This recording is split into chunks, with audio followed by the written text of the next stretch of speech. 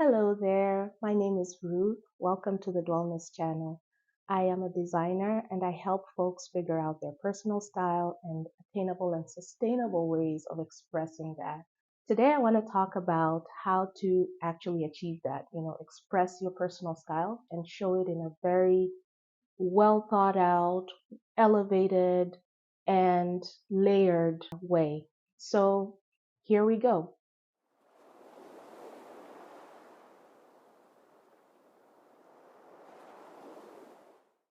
When you see someone who is dressed really stylishly, or when you look at a space that's, really well designed, or you know that a designer worked on that space, you sort of feel intimidated by that. You're like, wow, there's so many elements and layers, and they seem to be sort of clashing but not clashing. Somehow it's working and it looks so nice.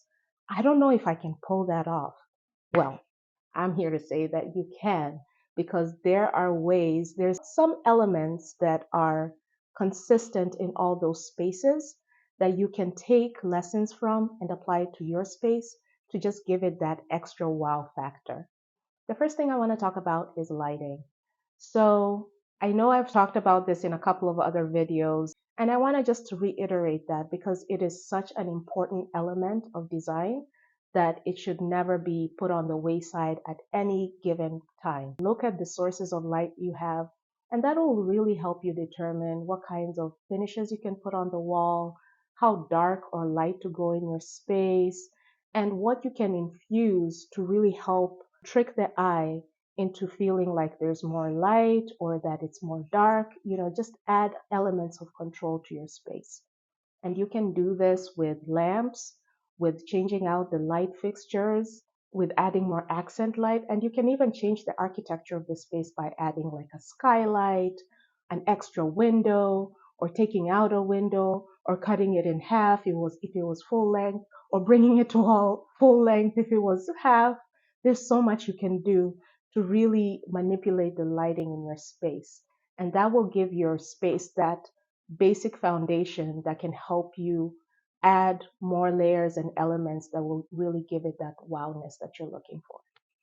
The second thing you can do to your space is, and this goes hand in hand with lighting, is add mirrors. Mirrors really help trick the eye, really help bounce off the light and make the space feel bigger, more expansive, more airy. It just adds, mirrors just add. They add onto the space and make it more than what it already is. And there's ways where you can do it in a way that doesn't feel dated. Maybe the finish can be a little bit more antiqued, or you can use really heavy frames, ornate frames, and really frame that frame with some nice accent pieces. Maybe put a piece of furniture below it to anchor it and add some elements on top of it, like sculptures, artwork, frames, picture frames. There's just so much you can do once you have that mirror as the base layer of your wall. Think about adding bold wallpaper. A safe theme to take with wallpaper, especially if you're going bold, is to pick a natural theme or a nature theme, because then it just feels like you're surrounded by something that feels natural, like if you're walking into a forest or a jungle or a seascape or something like that. I really like chinoiserie style wallpapers. I like them infused with animals and nature and bold colors and high contrast. You can do it both on the walls and the ceiling, or you can do something that accents or picks up from the wallpaper onto the ceiling. And it just gives the whole space an enchanting look.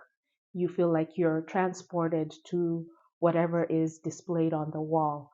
And that can be really high impact in powder rooms, in tight hallways or tight spaces, in smaller bedrooms. And I would recommend, if you're going on a bigger space, to pick something that is more textural than graphic. So go with grass cloth or silk. You can pick like a simpler motif, and I think that that also works really well if it has geometric um, elements to it, or if it's a natural element like iCat that's much more uniform and it just follows the same block print throughout, that can work really well in a bigger space. Instead of going with a wallpaper, which is just a basic block print that's repeated, you can go for a mural. It's like an oversized picture of a scene. You have two options with murals. You can either buy pre-made murals and stick them on your wall, or you can even hire a local artist or artists who do that.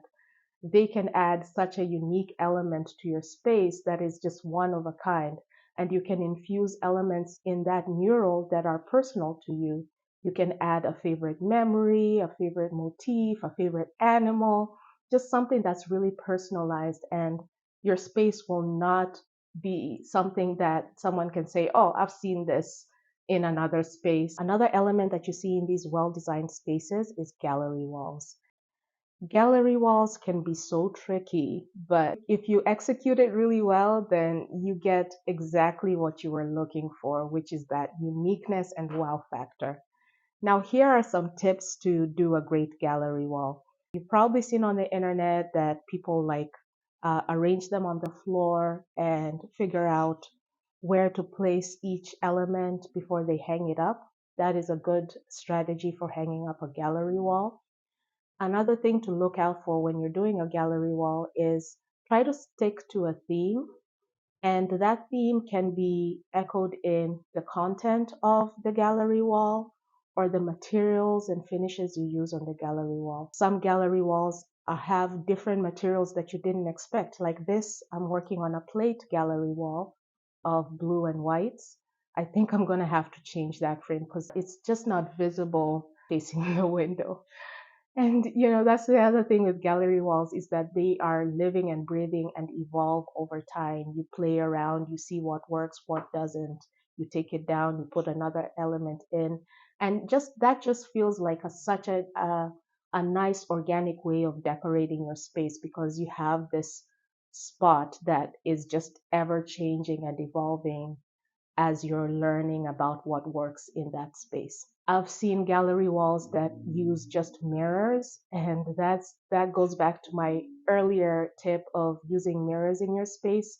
If you have very different kinds of mirrors put together, that can just give you that wow factor that you're looking for and bounce the light that you need in that space.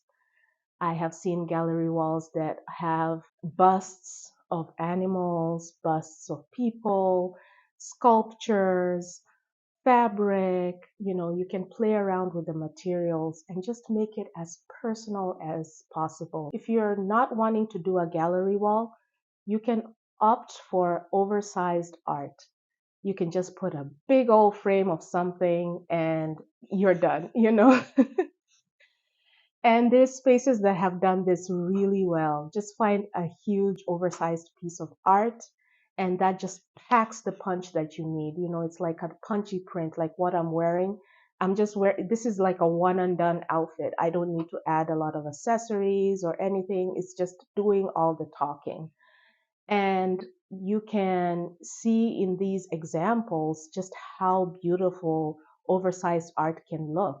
You can use fabric, you can use real art pieces that are made by artists. You can get a nice big scarf.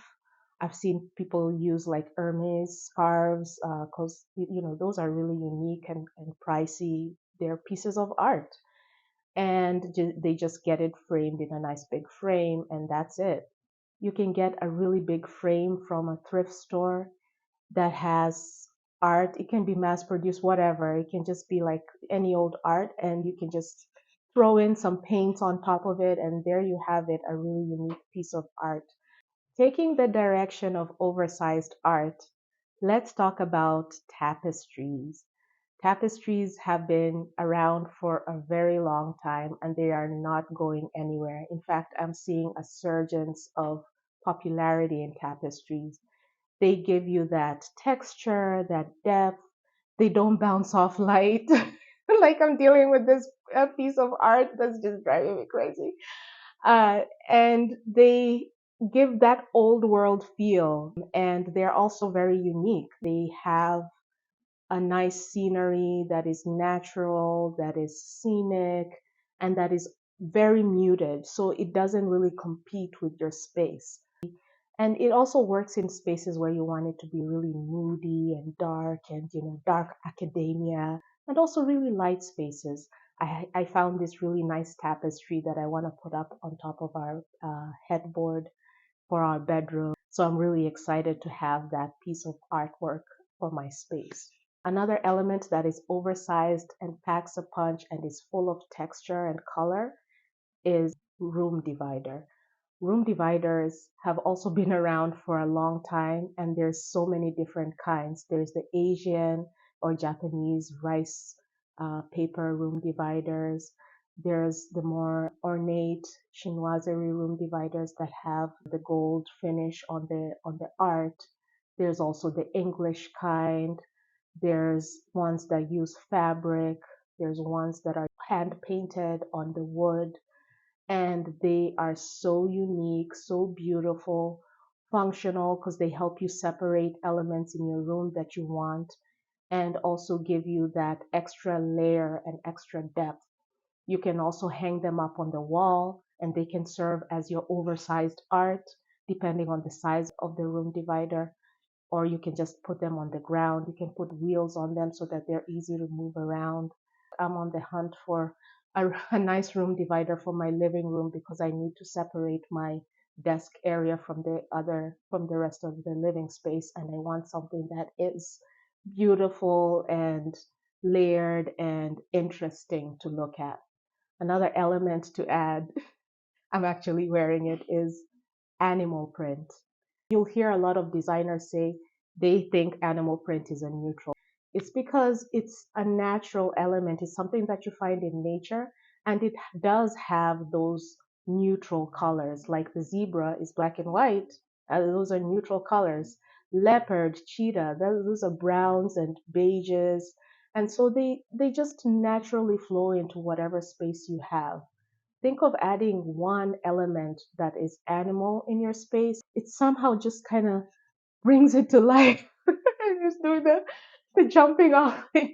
It just bounces the space up and notches it up. You can have a rug, a cushion cover, a little trinket box, a lampshade, an art print, not just the usual animal prints of like zebra and tiger and leopard.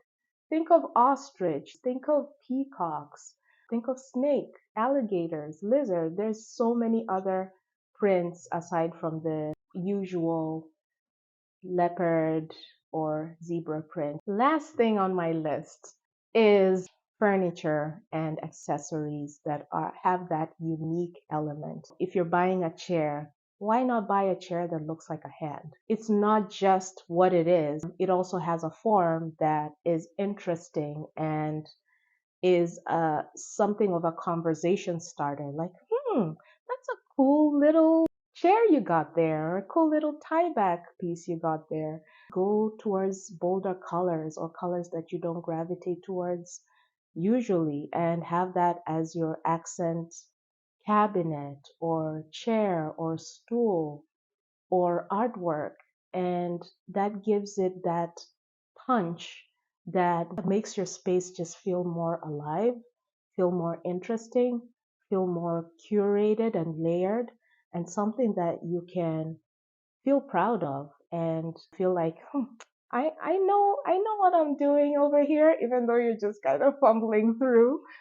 And that's it, folks. I just hope that these tips really help you and inspire you to give your space that extra dose of fun, extra dose of personality, and really just reflect more of who you are. If you enjoy what I'm putting out here, please hit that subscribe button, and I'll see you next time. Bye bye.